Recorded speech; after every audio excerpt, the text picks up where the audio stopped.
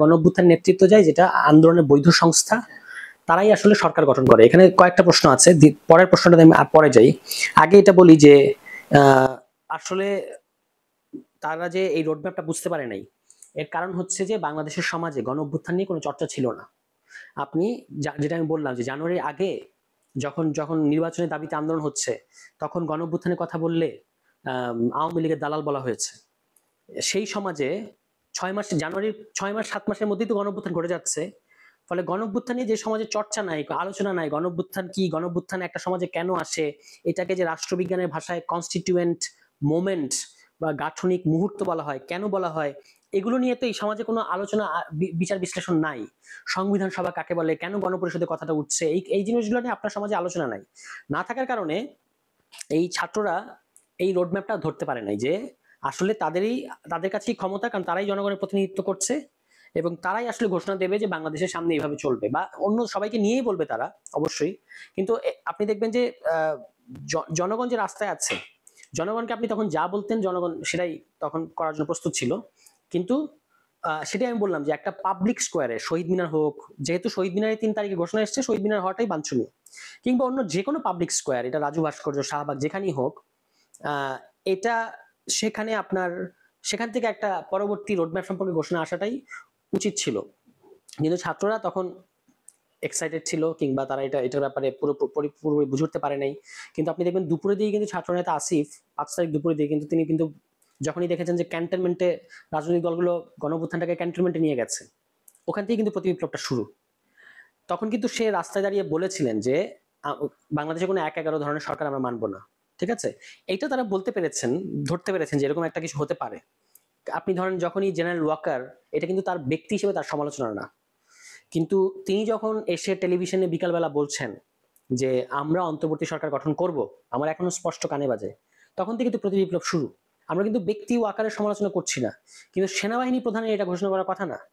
ঠিক করবে জনগণ, জনগণ ঠিক করবে কাদের মধ্য দিয়ে, জনগণের নেতৃত্ব যারা, ছাত্ররা, রাজনৈতিক দল, সেটার সাথে মার্চ করা ছাড়া সেনাবাহিনী সহ রাষ্ট্রের সকল বাহিনীর অন্য কোনো অপশনই নাই। ফলে তারা আলাদা করে এই সরকারকে সমর্থন করছে কি করছে না এই প্রশ্নই অবান্তর।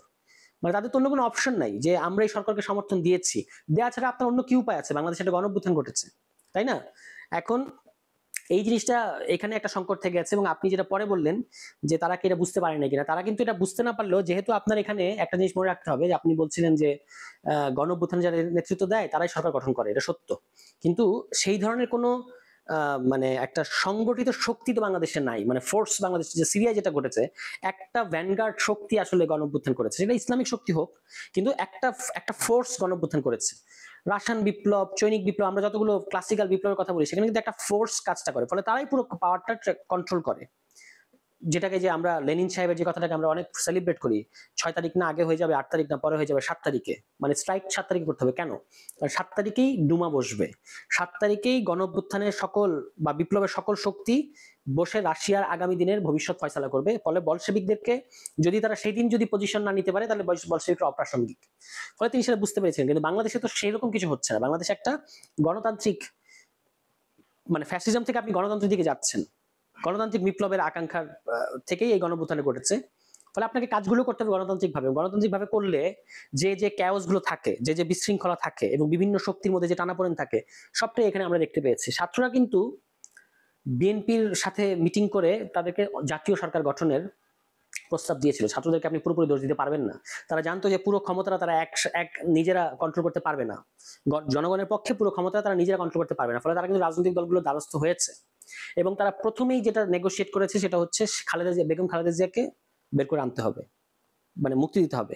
এবং তারা বিএনপিকে প্রস্তাব দিয়েছে যে আসেন একটা অন্তর্বর্তী জাতীয় সরকার, মানে যেটা ধরেন অন্যান্য জায়গায় বিপ্লবের পর একটা বিপ্লবী সরকার হয়, এটাই আপনি এখানে নাম দিচ্ছেন অন্তর্বর্তী জাতীয় সরকার। তারা কিন্তু এই প্রস্তাব দিয়েছে। বিএনপি যেহেতু তারা গণঅভ্যুত্থানটা বুঝতে পারে না, তারা কিন্তু ভেবেছে যে এই সরকারটা একটা তত্ত্বাবধায়ক সরকার হতে যাচ্ছে 3 মাসের মধ্যে, ফলে আমরা তো 3 মাস পরে এমনিতে ক্ষমতায় আসবো নির্বাচনের মধ্য দিয়ে, আমরা এই সরকার, তারা কিন্তু এই সরকার ডিনাই করেছে। জনাব তারেক রহমান সাহেব কিন্তু বা তাদের দিক থেকে এটা কিন্তু ডিনাই করা হয়েছে যে না, এই ধরনের কোনো সরকার তারা গঠন করবে না। তখন যদি আপনি এই সরকারটা করতেন অল পার্টি, এই যে দেখেন এখন দেখেন বিভ্রান্তিটা কোথায়। বিএনপি এখন বলছে যে তারা নির্বাচনে জয়ী হওয়ার পরে জাতীয় সরকার করবে। নির্বাচনের পরে জয়ী হয়ে জাতীয় সরকার করা যায় না। আপনি সর্বোচ্চ জোট সরকার করতে পারবেন, কারণ আপনি যে জাতীয় সরকার করবেন আপনি আপনি কি তার মানে বলতে চাচ্ছেন যে দেশে কোনো বিরোধী দল থাকবে না? আর বিরোধী দল যদি থাকে, বিরোধী দল কি জাতির বাইরে, যে আপনি তাকে বাদ দিয়ে জাতীয় মানে জাতীয় বলছেন যখন, তার মানে অবশ্যই হয় বিরোধী দল আছে এবং বিরোধী দল জাতির বাইরে না, তার মানে আপনি জাতীয় সরকার করতে পারছেন না। আর যদি আপনি বলেন যে জাতীয় সরকার করবেন, বিরোধী দল থাকবে না, তাহলে তো এটা একটা বাকশালের আইডিয়া। ফলে নির্বাচনের পরে কিন্তু জাতীয় সরকার করা যায় না, জাতীয় সরকার করার সময় হচ্ছে গণ অভ্যুত্থানের পরে, বিপ্লবের পরে।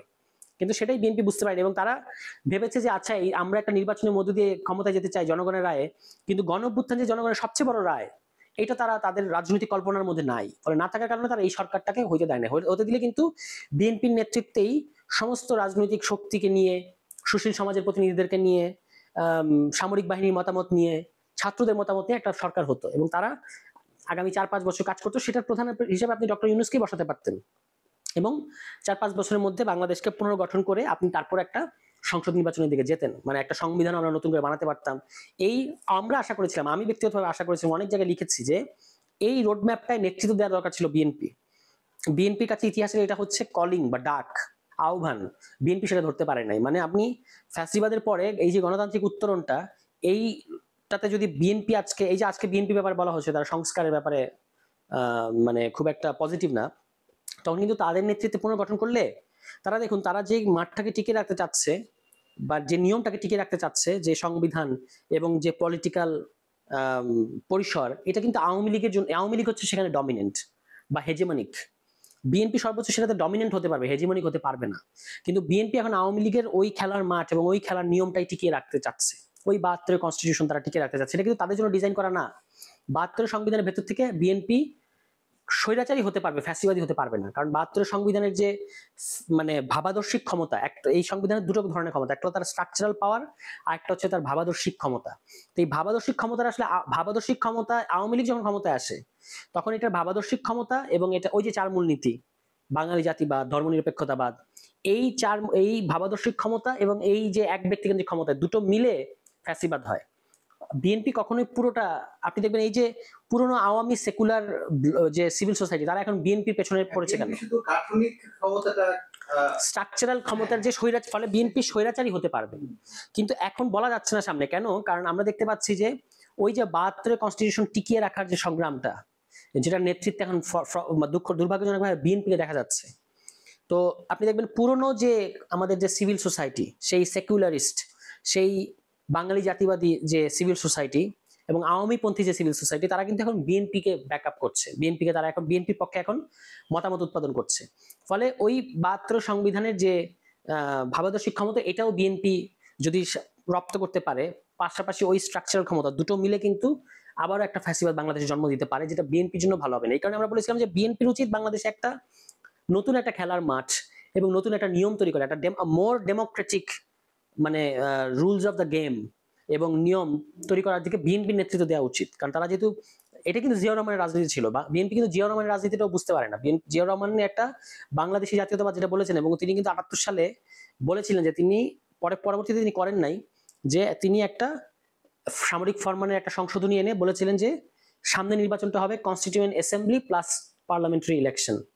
হ্যাঁ, কিন্তু পরবর্তীতে তিনি আর কোনো একটা কারণে করেন নাই, কিন্তু তার মধ্যে তার মানে ওই চৈতন্যটা ছিল। এখানে একটু জিয়াউর রহমানের ব্যাপারে বলে রাখি যে জিয়াউর রহমান একটা বহুদলীয় গণতন্ত্রের মানে নিজের বৈধতার জন্যই উর্দি ছেড়ে দিয়ে একটা বহুদলীয় গণতন্ত্র করতে চেয়েছেন, কিন্তু তিনি সেটা ব্যর্থ হয়েছেন একটা কারণে।